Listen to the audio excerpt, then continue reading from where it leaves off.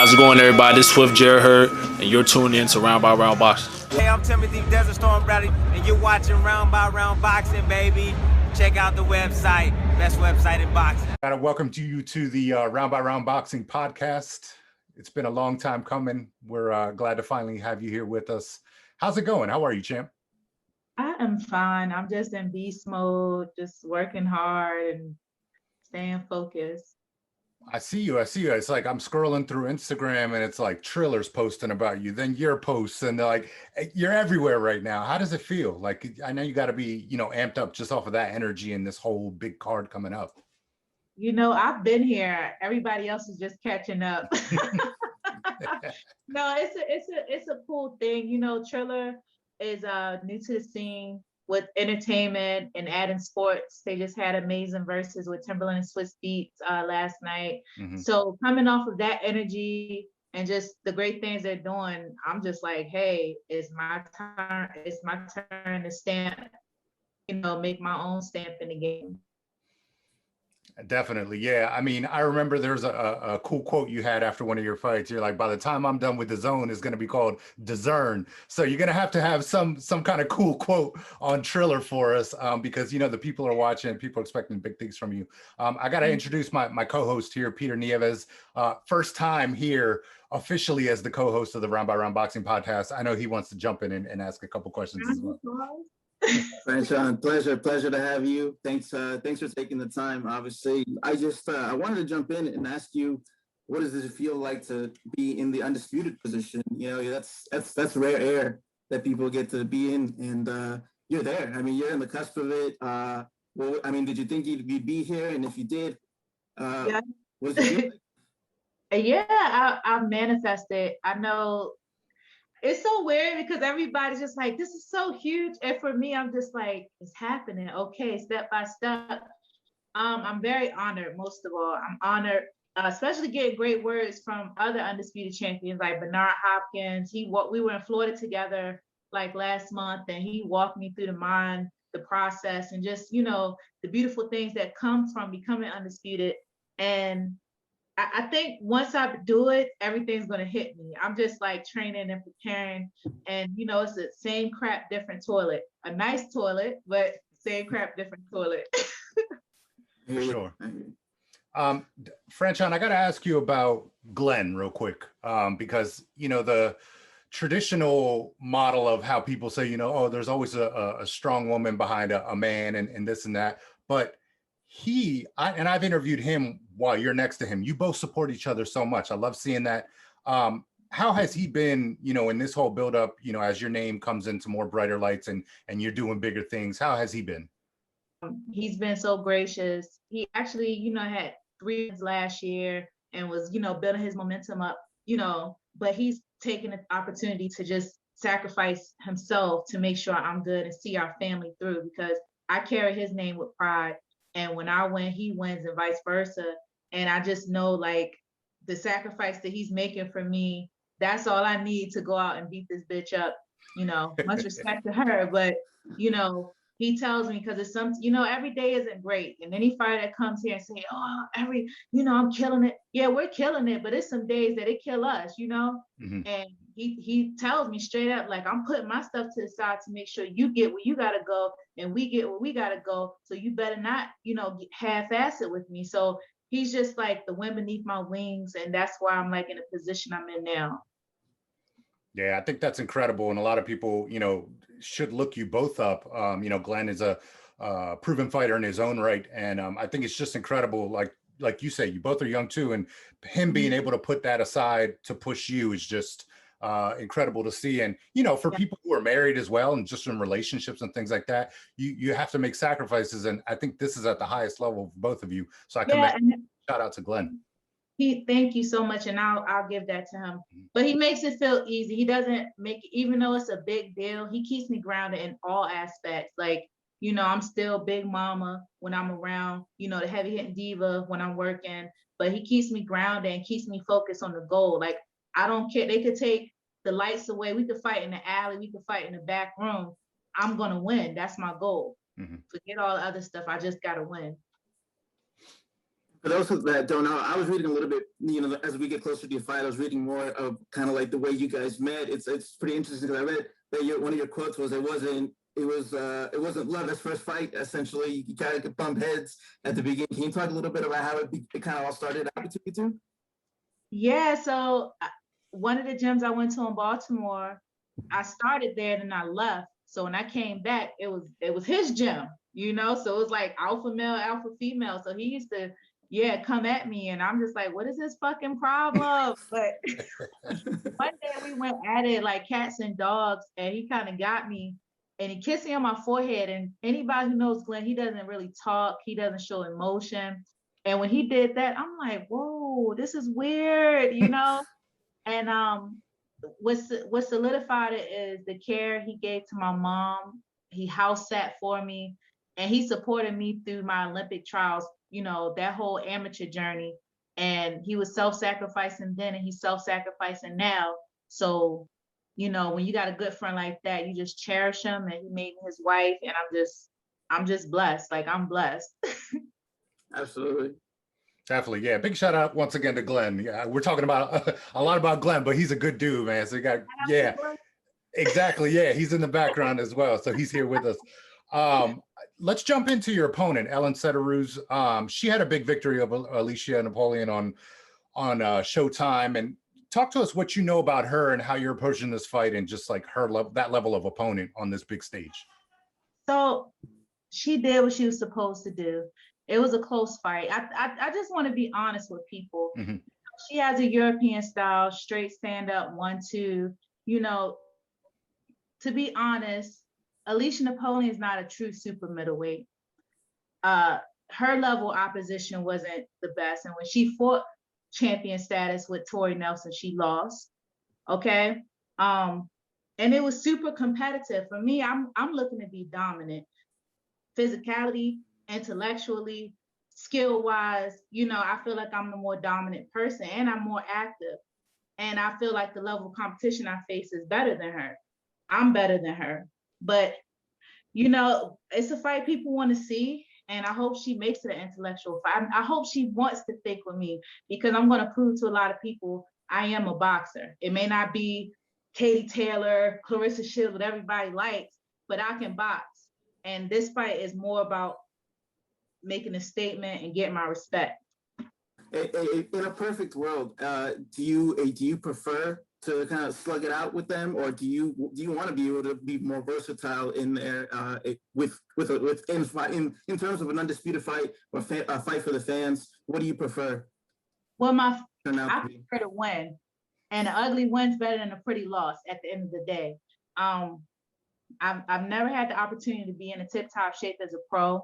I've always fought under weird circumstances, whether it's a steroid cheat, switching gloves, switching opponents. Like, my role has not been easy, but that doesn't negate the fact that as a fighter like myself with so much experience, that I need to be more disciplined. So yes, I'll take the brunt end of that. I can be more disciplined. I want to make it a boxing match. I want to do whatever I have to do. I'm gonna walk her through and see what she really has. Because, I've been in the deep end. I can box, bang, slug, whatever I got to do.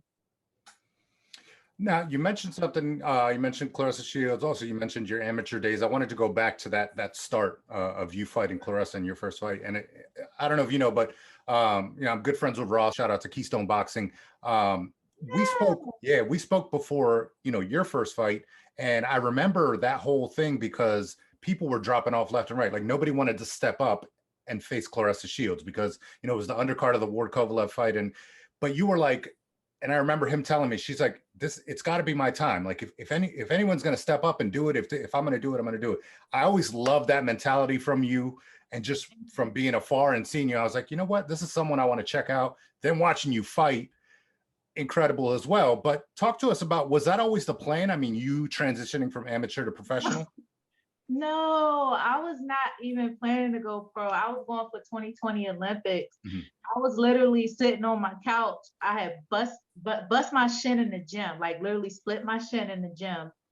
And I was sitting on the couch, and the call came, and I'm like, what do you mean? Like, I've never considered going pro. Mm-hmm. I was put my work in the amateurs, trying to push women's boxing. And when they called, I was just like, I looked at my husband, I'm like, yo, should I do it? Because Glenn is like, boxing is his life. So he knows everything, the pros, all of that. And he was like, yeah. And I literally had less than 2 weeks, about 2 weeks to train for it. And I talked to my coach, Barry Hunter, and I said, do you believe in me? He didn't like it at first. He's like, because your ass isn't in shape. Right. But he knows that I'm a fighter and he knows my capabilities. And I just said, look, I just need you to rock with me. And he rocked with me, Glenn, my whole team.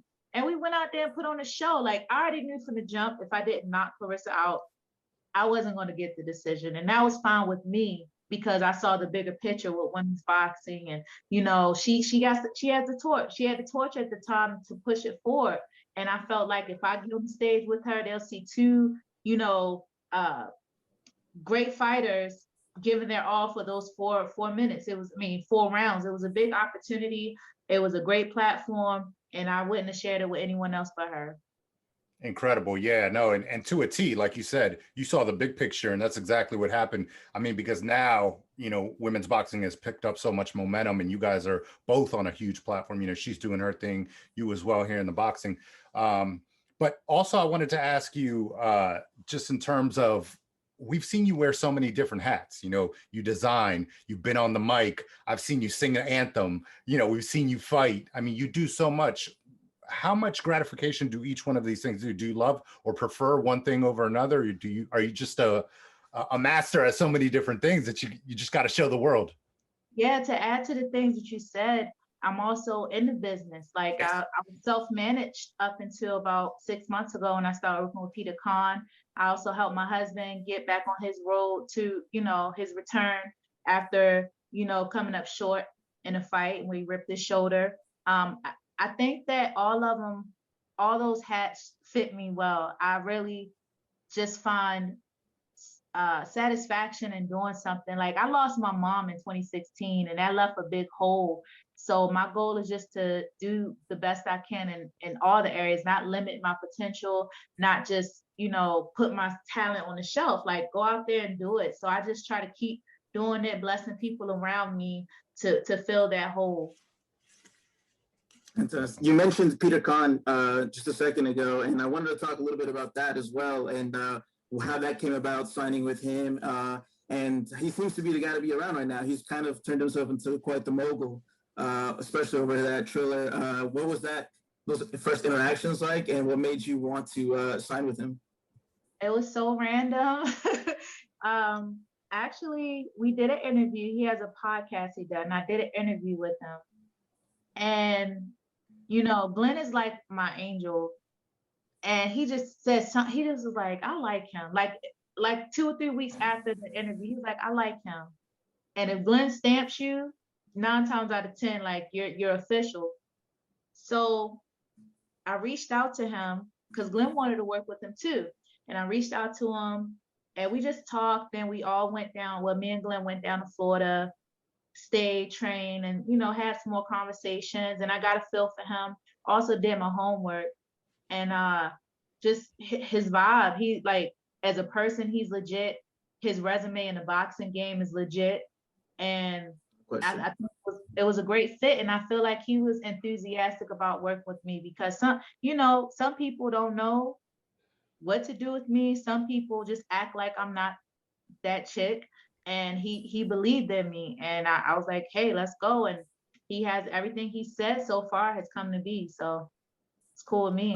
Were there any hesitations when he kind of was explaining what Triller is or is becoming? Because, you know, we see, you know, the slap fighting competitions or the, you know, the princess fighting the guys. Were there hesitations from you, you know, as a, you know, I assume somewhat of a purist as a boxer, in joining some sort of event like that? Well, the game is changing. I've been boxing and winning since before social media was popping and all of that stuff. So I'm cool with change. You have to go with the times. And we were working together before he even got with Triller. So when he got with Triller, I really didn't know what to expect. I saw the Mike Tyson fight. And when you look at it, entertainment, boxing, fashion, music. If Triller was a person, it'll be me. Yeah, right up your alley. So yeah, so I was like, hey, why not? And it was a new platform, and I feel like, especially advocating for women's boxing, we need to be seen in many places as we can. And with Triller, yes, of course, it's not pure boxing, but you have entertainment, and that's one of the things that made Floyd Mayweather as big as he was. He had from Donald Trump, Beyonce, Jay-Z, you know, people that came to see him.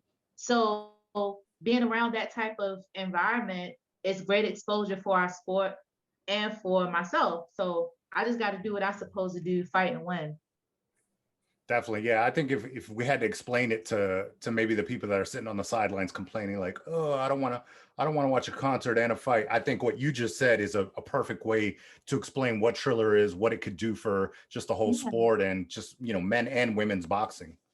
And then in my position, you know, I'm signed with Golden Boy. What was, you know, what's the next step? What's the next step? And I feel like I'm grateful they gave me the opportunity to even fight on the Triller platform. Definitely. Yeah. And I think I go back to something I was just chatting with Jamel Herring not too long ago, but he was like, you know, I'm with Top Rank, but he was like, I did the management deal with MTK. He was like, because sometimes you have to have people advocating for you that are not your promoter. And that helps to get you bigger fights, because we were talking about Spence and Crawford not happening. And he's just like, sometimes you just kind of got to get someone in there that's, you know, more to the point and getting it done. And, you know, to your point, working with Peter Khan, I mean, that's huge. So yeah, because like the initial conversation of what I wanted to do and what my brand is about, like Golden Boy did a great job as far as getting me boxing matches. But I'm big. I feel like I want to be bigger than that. I want to show, you know, magnify my music, magnify my fashion, magnify my commentary and talents in front of the camera. So I think it's a great opportunity. If you checked out my teaser, that's my song that's playing. That's my music. Nice. Okay. Well, see, we didn't know that. We're learning something new every time we talk to Franchon, and definitely, like I said, we're here for it. So can't wait to see you in all of these different avenues and bringing us more entertainment inside of the ring as well. I'm going to ask one more question before I kick it to you, Peter. If people don't know Franchon Crews-Dezurn, if they don't know that you're the champ and they're tuning in on Triller on June 19th, what can they expect from you? They're going to see a girl in a cute outfit, definitely sparkly sequins, and they're going to see like, damn, she could dunk. They're going to see me laying hands on Elin. They're going to see me like trying to punch her head off. They're just going to see some good fight, and they're just like, what is this? They probably, you know, people give us flack and give me flack. Oh, this is boring. She's a girl. Whatever. Get your ass in the ring with me and see how you're talking. Definitely. I love the attitude. I definitely love the attitude. And that's kind of a big thing about your personality, is that you keep it real, you keep it 100% of the time. And I'm a big fan of your work. I look forward to seeing what you're going to do when your big fight. I wish you all the best. Thank you. Out there for all those fans out there watching you. Well, did you say that I have anything to say to them? Yeah, last message for your fans, yeah. Oh, yeah. Just first of all, thank you to for allowing me to come on your platform, because I want the boxing community to embrace me too. But to my fans, just tune in, keep supporting women's boxing. Look out for the heavy hitting diva. I'm here to make believers, and don't worry about the weavers, because I'm going to make it happen. That's what I was talking about at the beginning. We need that Bandini Brown. We need that swag. We need that. Hey. You got to bring it. You got to bring it, because we know you got it inside of you. We can't wait to see you fight coming up on Triller. Thank you so much for joining us, and hopefully once you win, you'll be back and you'll join us again. Absolutely. Look, you know, listen, this is the last thing. My goal when I step on the scale is to have a 2-pack so they can call me Tupac. If you see me with some abs, you know I mean business. That's the only goal. Hey, it's official then. That's how I'm gonna tag it. I'm gonna write the description. I'm gonna be like, Tupac makes weight. Yes. All right. You guys. Yeah, thank you. We'll talk to you soon. Take care. Best of luck. Bye-bye. Bye-bye.